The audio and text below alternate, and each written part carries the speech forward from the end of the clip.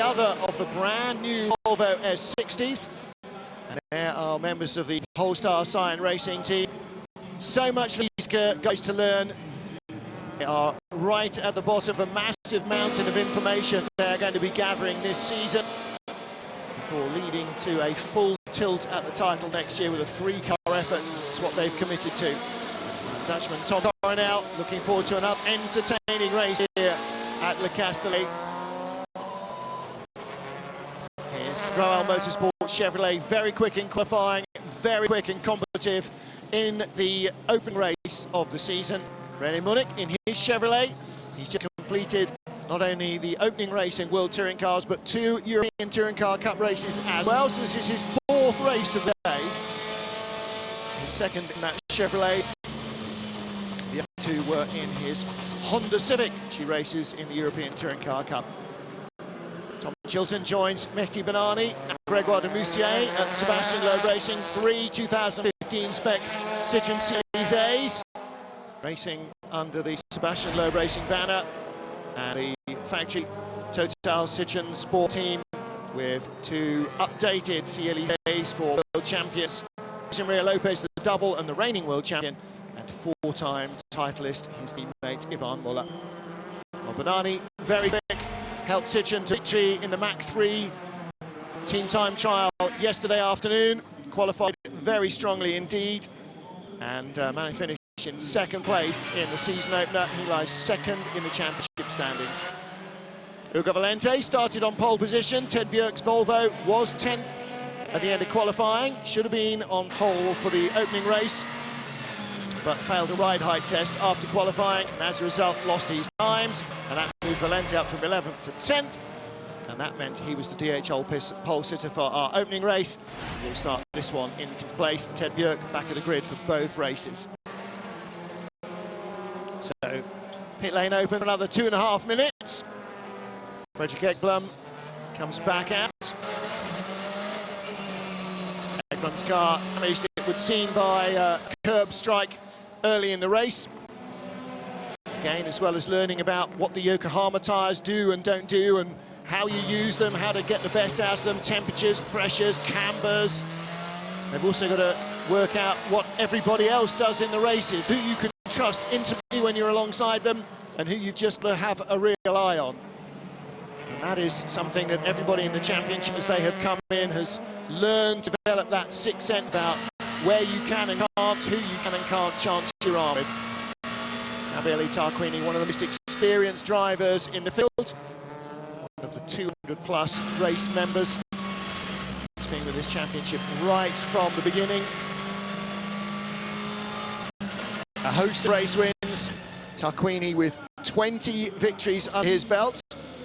Rob Huff with 3 in the opener at lunchtime, now up to 28 wins. And Ivan Muller, the runaway overall leader in race victories with 47. Will he add another to keep that 20 race win advantage over Rob Huff? Starts in 3rd place on the grid. It's possible. Katzberg joined the Lada team early last year and has been recalled this year. Rob Huff has moved over to Honda as a factory Honda driver. Gabriele Tarquini moving the other direction from Honda and taking up a drive with Lada to stay in the championship. Championship he's been part of for so long, and I'm sure he's been very pleasantly surprised at the pace of the Lada in its 2016 guys. Our poleman comes to the very front spot on the grid, our world champion, Jose Maria Lopez. The Argentine wearing his familiar number 37. Rob Huff with his number 12 on the car. Our opening race winner, the championship leader. Tom Chilton, his first race weekend with Sebastian Loeb Racing and with a Citroën C-Elysée. He will start just outside the top 10 in 12th.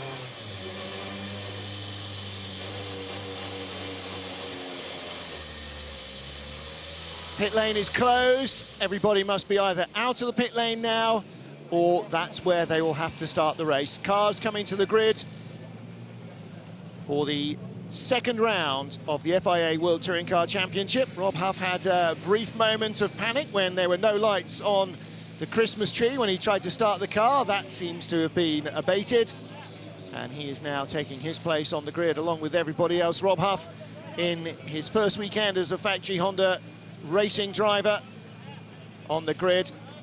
Rolling in front of him, Mehdi Benani. They were first and second in our opening race of the championship earlier today.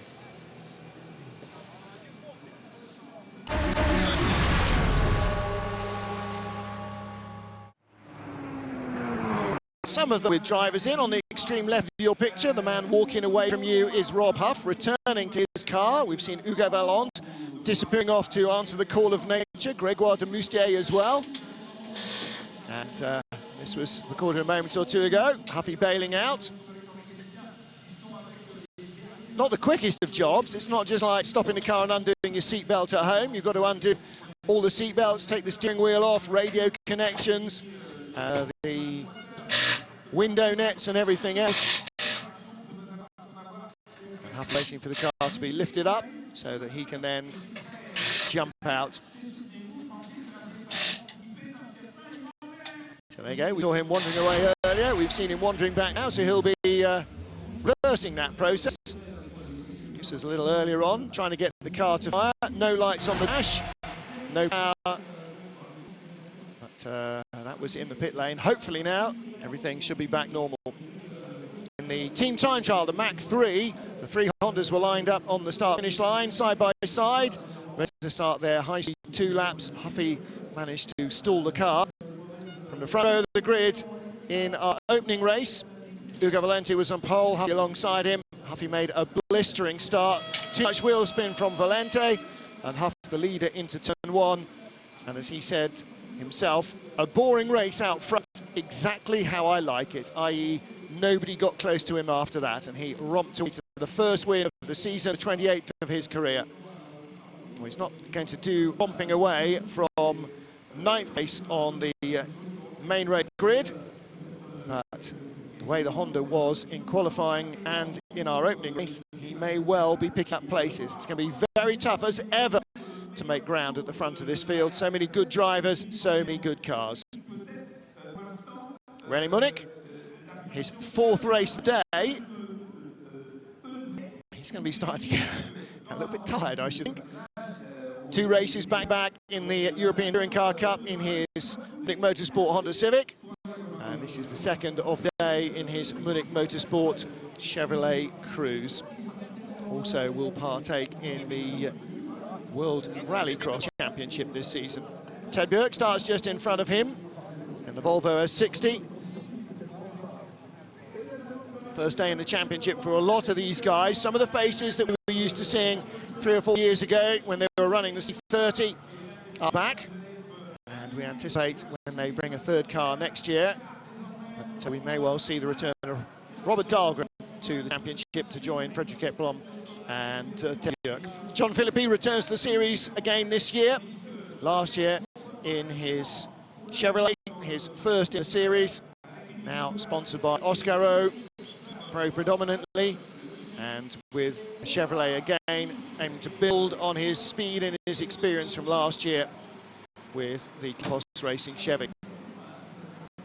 And to build on his speed and experience as well is Frenchman Grégoire de Moustier, starting the season on home soil. And this manual track is one of the few that he visited last year. I think one of possibly only 2 that he'd ever seen before. And so it turned into one of his better race weekends. He's a new car under him now in the Citroën C-Elysée, as has Tom Chilton. Tom's engineer from last year stays with him, but it's a very different car, and neither of them know it. Engineer Nick Sylvester is new to the Citroën C-Elysée, doesn't know its foibles, and so they are taking a lot of advice from Sebastian Loeb Racing, who at least have the knowledge of running Mehdi Benani last year. Just ahead of Chilton, in 11th place on the grid, Gabriele Tarquini. Car now repaired after the shunt from de Moustier that put him out of race 1. Null point, or whatever the Italian for that is, for Gabriele in race 1. and he will hope to improve upon that in this Lada Vesta, which seems to be a real step forward from last year's car. Last year, the first year with the car, they were late to be finished, late to arrive with their drivers, and they didn't instill an awful lot of confidence with their lack of reliability early in the season. But the potential was there, and it looks like a lot of it has been unlocked this year. Ugo Valente will line up in 10th place in his Lada Vesta. Last year, he was racing in a Chevy Cruze. So a very different car under him as well. Valente started on pole for our opening race. Rob Huff here started alongside him, outside front row. Made a better start, took the line into the first corner and raced away to victory. Only one man has ever won 2 World Touring Car races in the same weekend in France, and that was Jörg Müller in a BMW 320 back in 2005. 11 years later, Huff will need some kind of sedative if he wins race 2 here. Yeah, it's something in the drivetrain, kind of, because when I lift off, you like a dunk, and then when you go back on.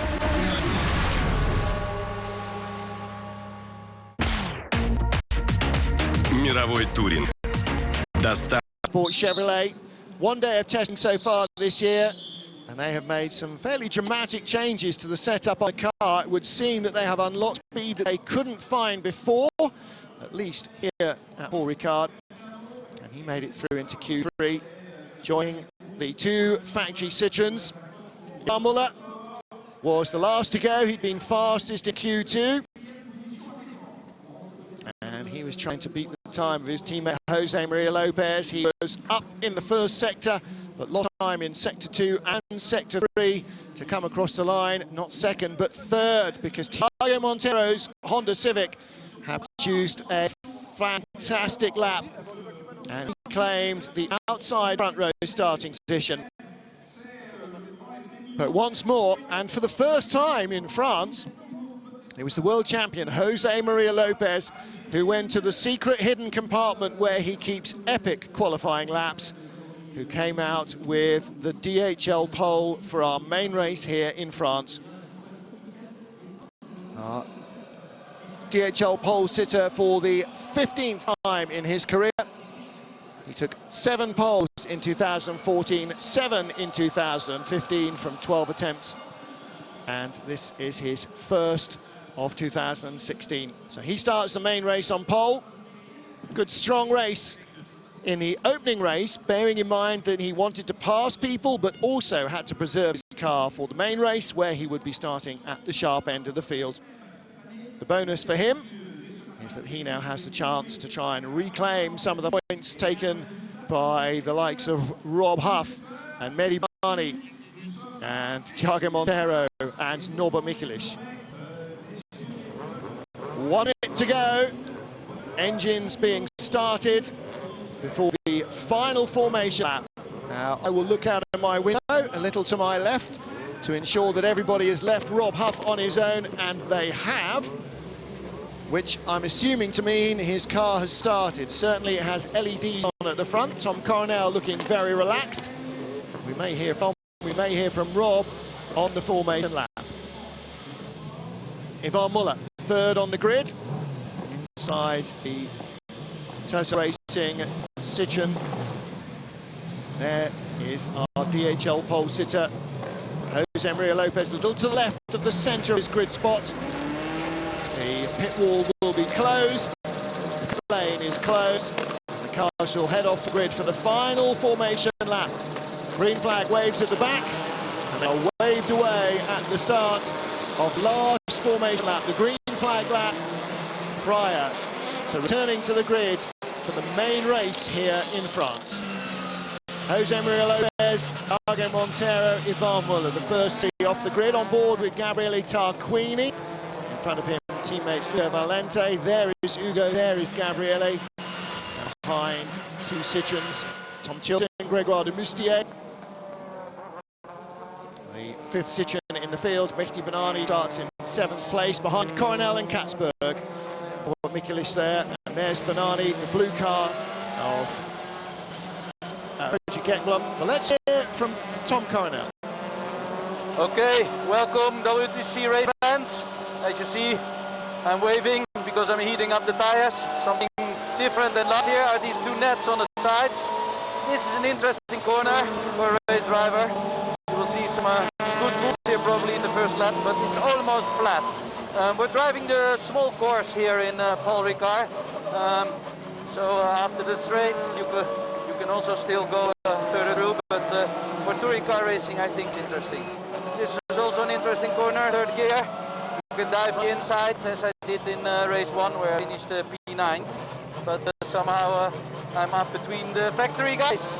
And I'm very happy with that, because our qualifying was better than we had expected. Trying to heat the tires and also the brakes. In front of me is Ivan Müller, and behind me Katzberg. We had a really good first race with the other Dutchman. Go up to the last two corners. The left-hander here, very difficult for the braking. You stay on the inside, close to the tire pack. And then a very slow corner for the straight, the first corner. It's very easy for overtaking, but there's some escape road on the exit. Guys, I'm going to get prepared for start. Keep pushing, because race 1 was an interesting one, and race 2 will be even better. Bye-bye. Tom Coronel, as ever, multitasking. Jose Maria Lopez brings the number 37 Citroën C-Elysée to the pole position. Thiago Monteiro alongside him. Ivan Müller, 68. That's the number of his department in Alsace. He lines up in third, with Tom Coronel, as he said, among the factory drivers at the sharp end of the field, fourth after qualifying. So he is fourth on the grid for the main race outside of row 2. The field forming up behind him.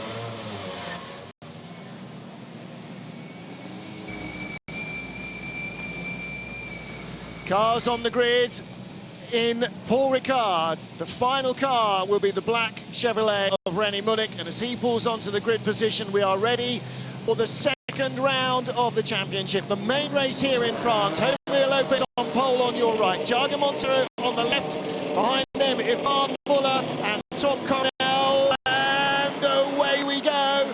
And not a great start from Lopez. Müller trying to show his nose. Fredrik Ekblom comes around Coronel, who didn't get away at all. Müller to the inside, but Lopez cuts his nose off. Müller's shut door on Thiago Monteiro. Out backwards goes Rob Huff. He was held out by somebody or other. Damage to the right rear. Hopefully bodywork only, not suspension. But his chance for a double win has definitely gone west, and swinging out wide, Nicky Katzberg wheel to wheel with Norbert Michelisz. Tom Coronel bounces into the chicane, and Huff's got trouble trying to get by René Munich, but I'm not sure the car is underneath him. Lopez and Müller, the two red cars. Monteiro in third, and we're with Valente. He's been passed by his teammate. No, he hasn't. That's not Tarquini, that's Nicky Katzberg. So Valente's made a good start. Mehdi Benani between them. Out of senior, Benani guards the inside line. Let's hear from Rob Huff what happened. Just fired me off completely, and we've got broken suspension. So I didn't hear who fired him off completely, but broken suspension. End of the race then for Rob Huff. 1 win, 1 DNF. It's a bit of a tough break for him at the start of the main race here. 17 laps. Opening race was 16, so it's a little longer, more overtaking opportunities. And for Citroëns like Benani's here in front of us with an 80-kilo success ballast, more opportunity for tyre and brake. Valente dives to the inside and goes by. Gets past the rocket driver. Nicky Katzberg's in front of him. He's already gone by as well. And Fredrik Ekblom will be lining up behind Benani. The Volvo you can see on the outside. Benani guards the inside. Lopez leads from Müller and Monteiro. Michelisz fourth. This is the battle for fifth. Katzberg there rather in fifth. Valente in sixth position. Benani in seventh. Chilton flies through to eighth ahead of the Volvo. Dust everywhere.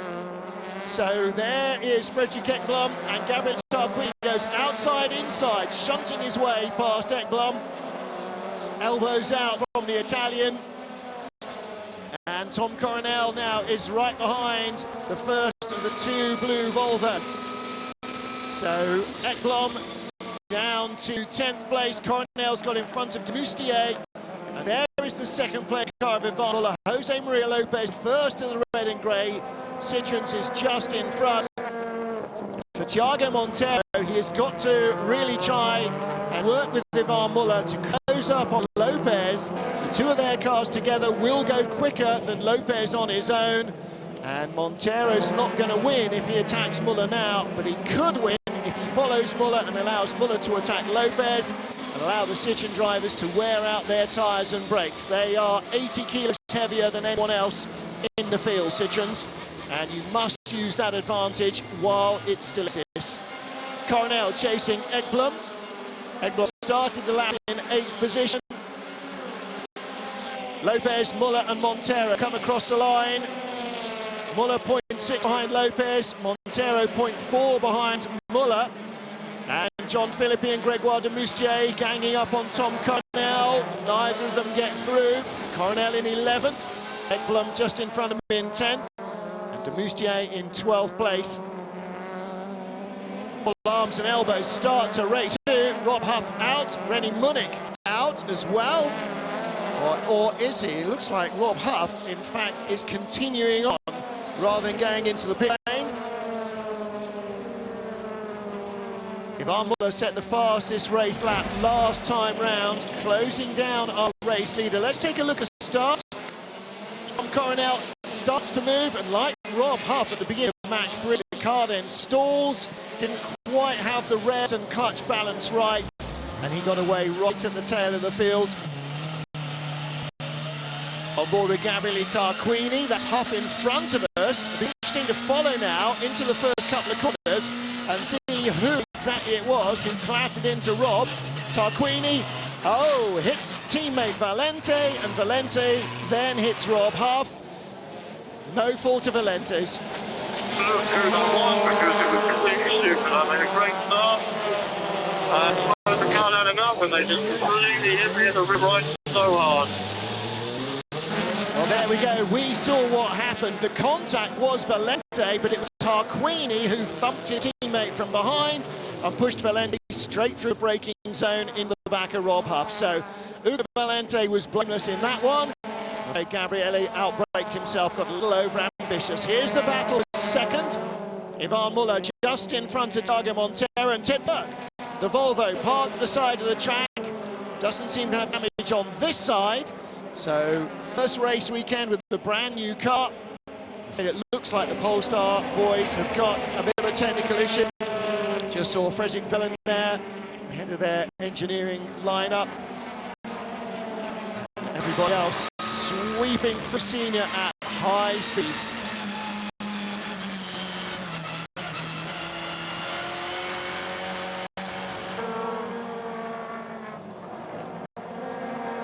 Lopez leading the main race at Paul Ricard in France. This, though, the battle between Ugo Valente and Mehdi Benani, the Frenchman, the Lada, the Moroccan in the Citroën. They are squabbling for 6th position. Philippe Leloup from the Orica team there with the other engineers on the pit wall. And there is your top 3, soon to become a top 4. Thiago Monteiro having a little look at Ivan Muller.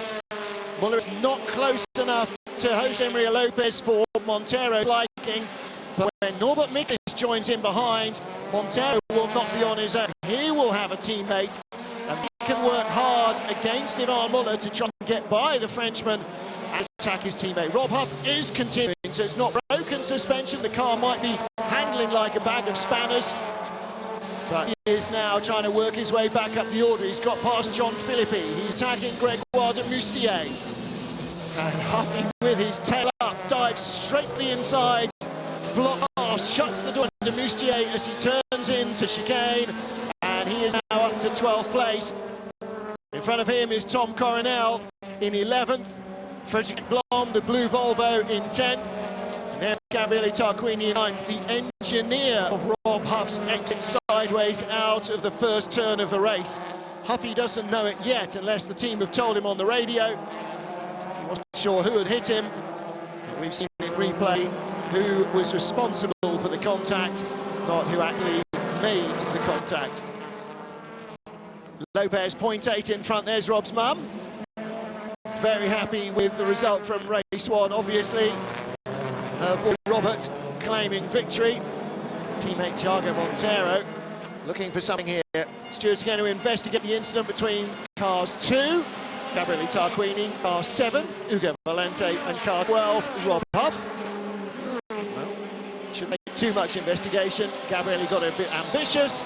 No fault from Valente. Certainly Huff, nothing to answer there. So whether or not Gabriele receives a penalty post-race, during the race or not, we will wait and see. Battle for second, Ivan Muller and Thiago Monteiro. Just slipping slightly behind Jose Maria Lopez. Lopez needs two things. He needs Muller to hold off Monteiro all the way to the checkered flag, and he needs Muller and Monteiro to drop away from behind him, because as this race progresses, the extra heavy Citroens will wear their tyres and their brakes more than the Hondas that are giving chase. And the earlier Monteiro gets by Muller, the greater the chance Monteiro has of getting to the race leader. Drive-through penalty for Gabriele Tarquini. You ruin somebody's race, the stewards are duty-bound to ruin yours. Tarquini got too ambitious into turn 1, so he will take a drop-through. We have a drive-through. So that was his engineer telling Gabriele a drive-through penalty, and he may well have been expecting that to come. He knows that he hit Valente, he knows Valente hit Huff, he knows that Huff went off. It wasn't intentional, but it still happened. And whether by design or accident, you will end up paying a penalty when you make a mistake like that. Oh, big slide for Ivan Muller off the first corner. Here comes Thiago Monteiro, very close indeed. Really piling the pressure on the Citroen. We're starting to see Muller struggling now for grip, under braking. 80 kilos more to slow down, 80 kilos more for the tyres to handle, 80 kilos more to speed up off every corner as well. And that is all taking its time. And look how Lopez is not able to escape. Granted, Monteiro and Michelitz are in a slipstream, but even in race 1, we saw that world champion had trouble passing people in his Citroen. Rob Huff up behind Fredrik Ekblom, flashing the headlights. Ekblom possibly not really going to be affected too much by that. René Munich brings the Munich Motorsport Chevrolet back to the pit lane. And Rob Huff drops away just a fraction from the Volvo of Fredrik Ekblom. Ekblom up behind Gabriele Tarquini. He'll be released soon or later as Tarquini goes in for his drive-through.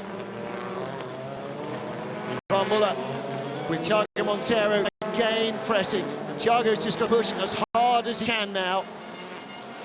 He really wants to get onto the podium here. He really wants to move up to second place. And he can sense that if he can get by Muller now, then he has got a real chance of catching Lopez. This is lap 8 of 17, 9 to go. He's got a real shot, but the longer it takes to get by, the worse it's going to be. Ekblom, Huff, Coronel and de Moustier, that's the cue there. Oh, and Huffy trying to get inside, just a little touch between the two of them. I thought we'd seen Gabriele Tarquini, just a flash of him in front. I don't think he's been in for his penalty yet. He has. Tarquini has come into the pits to serve his penalty. So this is now the battle for 9th place. Ekblom 9th in the Volvo. Huff trying to sweep around the outside and go inside into Senior. And through he goes into 9th. A flat in top gear pass. Rob Huff up the inside of Fredrik Ekblom. Has to use all the road on the exit. And now Coronel and de Moustier and Philippi are queuing up to have a run at the Volvo. Coronel's on the inside. There's contact. Ekblom again holds on. Ekblom might be new to the World Touring Car Championship. He might be new to the circuit here at Paul Ricard, but he's a very experienced touring car driver, and he knows how to handle a little bit of rubbing. And there is Muller. Muller's run out wide from second place, out of the final corner. Could get the traction he wanted. Monteiro's gone through. Michelitz on the inside as well, towing up behind Thiago. He'll be on the inside of Ivan. Ivan will brake as desperately late as he can, but the Hondas go through 2 and 3, and now the game is on. Half the race is run, and Lopez Lopez is on his own with two Hondas in his tow.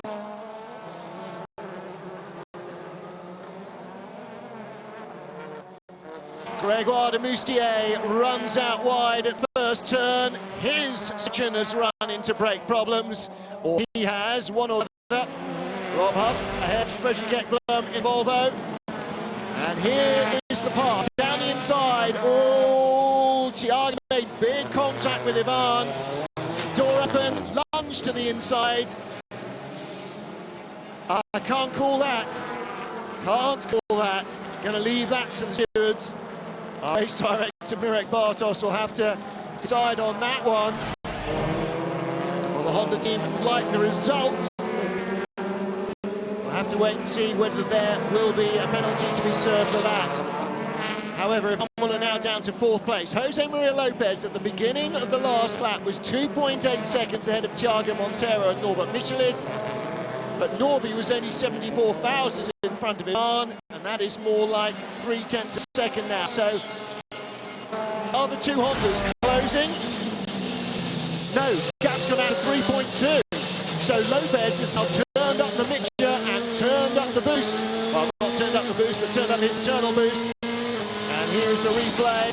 The Volvo, Frederick Ekblom and Tom Cornell. There's Huffy's car, missing its back bumper. Coronel trying to get inside Ekblom. Well, Coronel and Huff both delayed at the start for different reasons. Battling hard with that Volvo. There's your race leader. And Lopez, we know, turned down the fuel map in the middle of race one when he was on his own, and then started to attack again towards the end when he knew he had a little bit of fire and brake left to try and close on the group in front of him. I'm sure he was pacing himself when Ivan was trying to hold off Thiago Monteiro, and now Lopez is really flying. Fastest lap of the race from him, 30.79. His last lap of 31.48. Tarquini has just left the pits. Seems like a long drive through. I wonder if there's a little work going on there as well. We didn't see it. Teammate to Gabriele Tarquini, Ugo Valente is in sixth position ahead of Mehdi Benani and Tom Chilton. The two of them in their very different coloured but identically patterned Citroën C-Elysées, run by Sebastian Loeb Racing. There is the brains trust on the pit wall at Lada. Valente with that damaged left front corner from contact with Huff. And the gap's come down. Lopez at 2.9 in front. Lopez at 131.6. Thiago 131.2. Norby 131.3 behind him. So the Honda taking 4 tenths nearly out of Lopez. He got 28 tenths. What's that? 6.4 to 24, 7.4 to 28. 7 laps. They've got 7 laps left. At that rate, they will only just catch him by the end of the race. That's not enough. They must close faster. Further back, here is the battle with Ugo Valente and the Citroëns. The Lada holding off 2 Citroëns. Yes, I said that. And Valente in 6th position. Benani second in the championship after race 1. Rob Huff was the points leader after race 1. Benani at the moment, he's not going to lead. Oh, and Chilton looked to turn inside Benani and then had to just align a little long slide. Looks like Chilton has got the quicker of the 2 Citroëns. But Benani more experienced in the way the car handles, although of course last year didn't have 80 kilos more weight than anybody else. Never had more than 60 kilos of success ballast. And that was later on in the season, didn't start with any. Ugo Valente comes across the line, still in 6th position. Teammate Nicky Katzberg in 5th. And Gabriele Tarquini, of course, with that drive-through. He is down in 14th place in the 3rd Lada, but Lada's 5th and 6th. Having a good run here with their 2 young drivers, Katzberg and new boy Valente.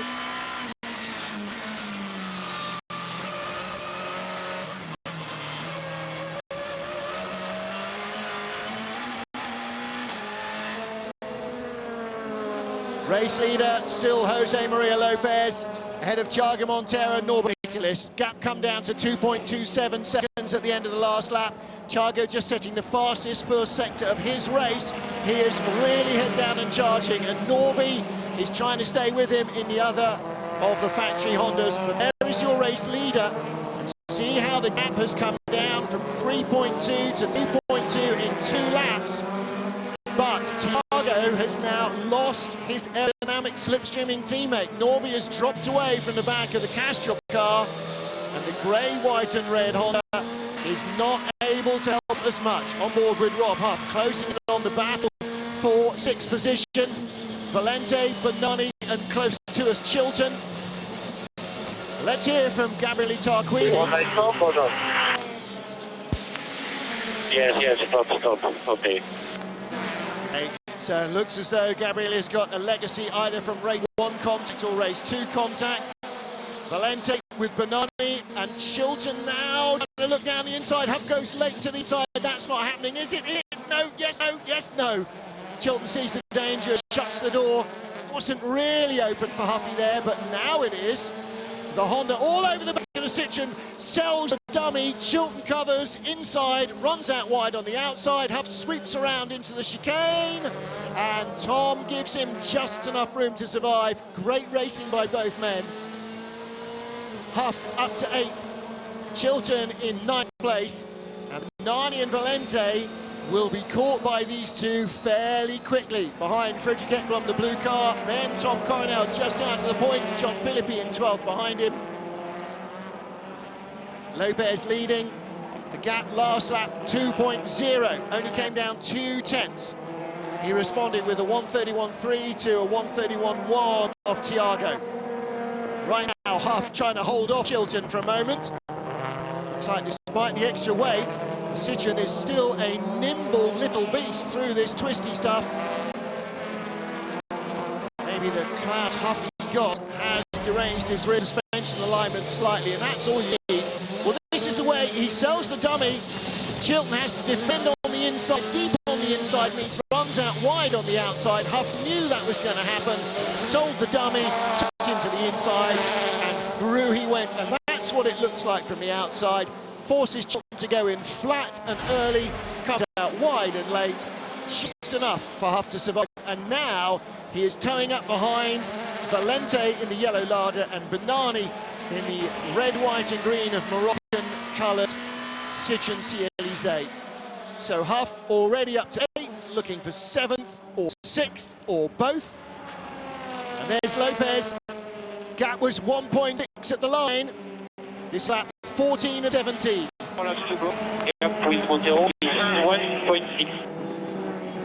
There you go. It was 4 laps to go at the end of the last lap. Monteiro 1.6 behind. And is that gap coming down on this lap?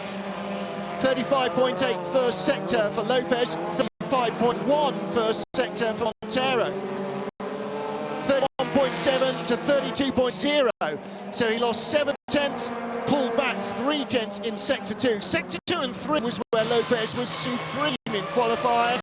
So what will be the margin at the end of the lap? Thiago can almost smell the exhaust of the Citroen.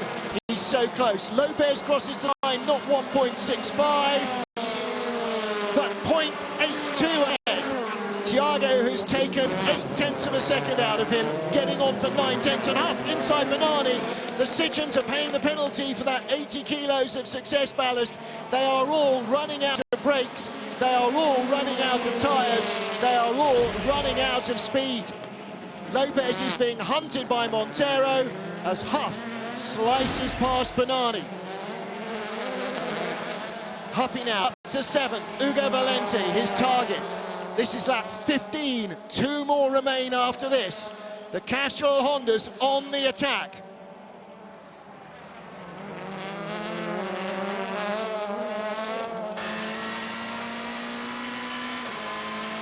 The view back from Ugo Valente, Rob Huff flashing all the lights, showing all the signals to Valente. I'm coming, I'm coming, I'm coming. I'm sure Thiago Monteiro isn't bothering to flash Jose Maria Lopez. He's just concentrating on trying to lap quicker. And he went a fraction slower. Lopez, oh no he didn't, he went nearly 4 tenths quicker in the first sector, and he has gone a fraction slower in the second sector. Lopez desperately responding with everything he can. It's the tight and twisty stuff that's hurting most now for the Citroën driver. The gap at the line was 0.826 last time. This time round, it'll be closer to half a second. Thiago Monteiro is clawing his way back up to the world champion. 0.60, half down the inside of Benani. We saw that at the end of the last lap.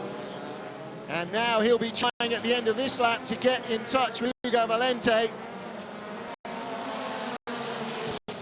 Well, Monteiro, they're now on lap 16 of 17. And Huff past Benani for 7th, trying to catch Valente in the larder for 6th. And here is the leader. Formation 30, over 6, Muller sur 10, so 10 here, John 10. Okay, take care, no kidding. I think he will take care. Lopez with a lap and a half to go to try and win his first race of the season. Hugo Valente with Rob Huff back behind. Valente trying to stay right on the run up to senior. Huff goes to the outside, that's the better racing line. Valente will run out wide. Huff's going to try and tuck inside him on the exit, can't. Looking down to the inside, into Lebose. The Lada can hold a very tight line here. Can the Honda? Yes, now it starts to turn tighter. He's going to pile the pressure on. There'll be 1 lap to go at the line. This lap 16 of 17, and Huff looking for 6th position at the end of the race, where he knocked to the back of the field. Lopez starts the last lap with Monteiro a car length and a half behind him. 0.248 of a second. Monteiro needs to defend for 4 more kilometres. Beg your pardon, Lopez needs to defend for 4 more kilometres. Monteiro's within touching distance. And down where they almost fell out in a big way last year. Huff goes by the length. 1 and 2 last year. It was Lopez versus Monteiro, and there was a big decision. Huff's gone up to 6th, but Lopez and Monteiro avoid contact between 1 and 2 this year. Final corner, Huff gets inside, and Valente didn't have the traction to match the Honda driver alongside him. 2012 world champion moves into the top half dozen. I can't do the maths. He might be the championship leader now. Not quite sure. Jose Lopez leads. Might come down to what Thiago Monteiro does to Jose Maria Lopez. Somewhere out on the track. There they are. They're already out of Sia. They're out of Losay. This is the final couple of corners. And Jose Maria Lopez is going to win in France.